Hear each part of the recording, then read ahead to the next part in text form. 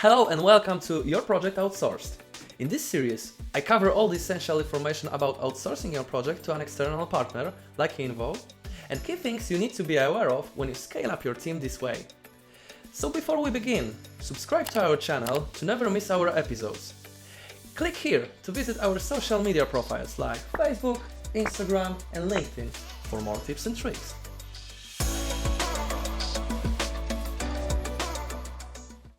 In today's episode, I'm going to talk about what happens after you make the decision to use outsourcing and how to work together with your outsourcing partner. You surely have come a long way in determining your own needs, choosing the outsourcing model and the company you decided to work with. Now, you have to ensure that your future cooperation will be fruitful, professional and safe. It's not that hard unless you don't follow a couple of basic steps. Let's discuss them. First of all, take the paperwork seriously. Once you decide to start cooperation, you'll be very likely to consider signing extra agreements stating different aspects of working together. One of the most important ones is the non-disclosure agreement, commonly referred to as NDA. An NDA sets out the terms and conditions under which information is to be kept confidential. A signed agreement keeps the information that is passed on during negotiations, meetings, or development process confidential. It should guarantee that your proprietary business information will remain safe. What ensures this are the consequences of disclosing specified confidential information to a third party set out in the agreement. Another type of agreement that should be taken into consideration is the service level agreement, or SLA for short. An SLA defines the service that's expected by the customer to be completed by the provider, laying out the metrics by which that service is measured and the remedies or penalties, if any, should the agreed on service levels not to be achieved. This kind of agreement delivers information on all of the contracted services and their agreed upon expected reliability. It clearly states metrics, responsibilities, and expectations so that in the event of any issues with the service, everything is clear beforehand. It ensures both sides have the same understanding of the project's requirements. Any significant contract without an associated SLA is open to deliberation or inadvertent misinterpretation. The SLA protects both parties in the agreement and ensures you and your outsourcing agency are on the same page. Okay, now that we've discussed agreement-related stuff, let's set them aside and focus on management and cooperation during the project. There's a couple of things you need to keep in mind: risk management, communication channels, knowledge transfer, product owner, pricing awareness, and trusting your partner. Firstly, risk management. Every big project should be examined thoroughly in regards to possible risk that might happen. So think hard about the possible problems you might face during the development of your product and ask your partner if they have already faced similar problems in the past. Moreover, ask them if they see possible obstacles on their side. After that, write down each of them, categorize the level of impact they might have on your project, and define a plan B if any of them happened. You don't need to be fancy about it, a simple Excel sheet will do just fine. This way, you'll be sure that if any issues happen during your project, you and your partner will be on the same page and react quickly. The next important thing to consider are communication channels. There are many possible tools and ways to communicate, like emails, communicators, project management tools, phones and video calls, or face-to-face meetings. So it's best to narrow it down and make sure that nothing goes unnoticed. Your outsourcing team should know which communication options work best for you, whether it's your own Slack channel or weekly phone calls.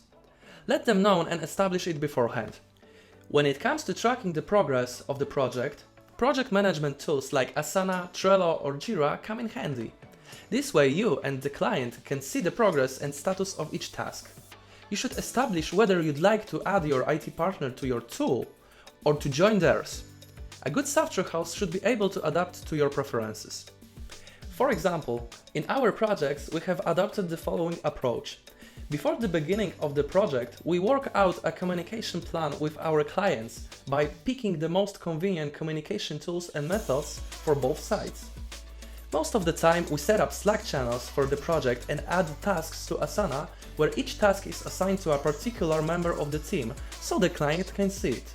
We also establish how often we need to hold status meetings and whether they should take place offline or online using Skype, Zoom or other tools.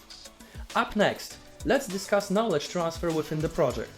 Knowledge transfer is one of the most important and often neglected part of outsourcing cooperation.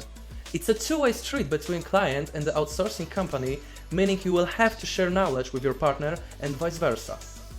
Let me ask you, are you familiar with Conway's law? According to this law, any organization that designs a system defined broadly will produce a design whose structure is a copy of the organization's communication structure. This sentence defines clearly how huge of a role communication plays in the development process.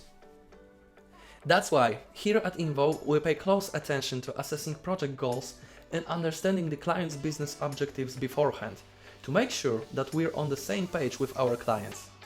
Moreover, we maintain a close relationship with our clients and treat them as an integral part of a project team. If you're looking for a partner that will create a product for you, here's a hint. Show them how you do business. Even if your partner has experience with your industry, it's unlikely that there's a company running its business as you do. Be careful with the terminology you use too. It is often a source of many misunderstandings, so make sure that you explain everything properly. With clear communication, your partner will be able to develop a product that you can proudly present as your own. The next key aspect of cooperation with the partner you chose is who will be responsible for the project from both sides. You should determine who will be the product owner from your side. A product owner is key to good communication. They will coordinate all the processes inside your company related to the outsourced project and work together with the outsourcing company's project manager. A PO will be responsible for defining vision and business objectives of the project, indicating the requirements, taking part in creating and prioritizing tasks in the product backlog, assessing and managing risks, as well as connecting all the stakeholders with the development team. This is a huge role in the outsourced project, so if you're a business owner, you'd rather have this scope assigned to another person within your team. You might be too busy with running your company and you surely don't want to be slowing down the process, so it's better to have someone who will be able to work on the project efficiently. Another thing you should take into consideration during the project is pricing awareness. Pricing awareness can be divided into two areas: the awareness of the terms of pricing in the agreement and tracking the budget during the project.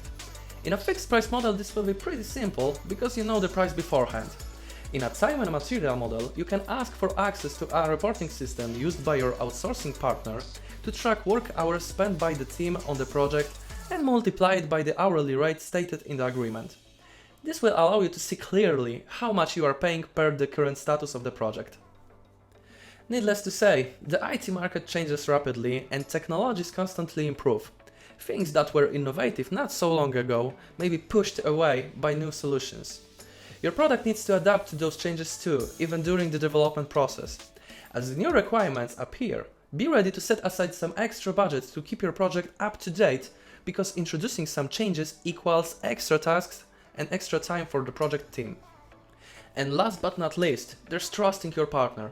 It's a very important aspect of your cooperation during the project. You hired this specific team because you need experts to build a product that you couldn't develop on your own. If you hire professionals, they are going to need space to use their skills and expertise to make the best product decisions. So don't be a micromanager, because that way they will be unable to operate at their maximum efficiency, which can result in lower quality work and eventually lower quality product. You have spent lots of time picking the right partner, so if you made the right choice, they will keep you updated on what is happening at every stage of product development and include you in the decision-making process. Remember, trust is professional, micromanagement is not. Let's talk about what happens at the end of the project. First of all, the end of the project doesn't mean the end of the cooperation. You should definitely take care of a couple of things after the development of your product is complete. Make sure you maintain a good relationship with your outsourcing partner, because you may need their services once more to upgrade or improve your product. Check whether your product's code was well documented and handed over to you. If you didn't sign an SLA at the beginning, now is a good time. If you're going to need maintenance services for your product, talk them through with your partner. Alright, that was a few tips on full project outsourcing. With this knowledge, you are like a soldier, fully equipped for a mission. But if you're interested in team augmentation rather than outsourcing the entire development offshore, there are a couple more things worth discussing. It's essential to make sure that the new members of your team have everything they need to start working properly. Not only does it improve their efficiency, but also makes a good impression on your vendor and helps build a better relationship. Always take care of good onboarding. It's your money you're going to spend on developers' time, so don't have their time wasted. What good onboarding should consist of? First of all, access to your working environment. Always give your new team members access to every source of information they are going to need at the very beginning of cooperation. Create new accounts for them within the tools you use. It can be a coding platform, design platform, project management tool, communication tool, etc. Getting acquainted with your working environment at the early stage is key to effective and efficient work. Secondly, introduce new members to the current status of the project and to the other members of a team. Arrange a meeting where you can go over the key stages of the project, let the others introduce themselves and describe what they are responsible for. This will help your new members get closer to their work and the other members of the team. Thirdly, gather feedback. Talk with your outsourced team members as well as your in-house teammates about their performance, feelings about their work and the project. Then, share this feedback with your vendor. This will be a great touch base for them because they care about your satisfaction and want to build a relationship with you. So if you're, for instance, not satisfied with one developer they delivered to you, they should be able to replace them smoothly. Be transparent because believe me, everything can be solved through sufficient communication. Nothing compares to the excitement of seeing your project grow after each iteration. The moment when you have a status call and see the newest features presented by your partner almost always causes butterflies in your stomach. This is it, we're on the right track, it's going to be bomb! I hope you feel that way every time you see a new update in your project. All you need to remember is how to pick the right partner, how to brief them with your idea, how to kick off their cooperation and how to work together during the project. I'm 100% sure that if you follow the tips that I gave you in this episode and all the previous episodes, you will complete your project with great success. Alright, that's it for the last episode of the Your Project Outsourced. I can't believe that this is the end. It was a pleasure to share the knowledge that I gathered working with our clients here at INVO, and I hope this will be helpful to you. If you missed any previous episodes, remember, you can visit our channel to watch them. If you'd like to talk to me about building your digital product, write me an email at p.markowski@invotech.co.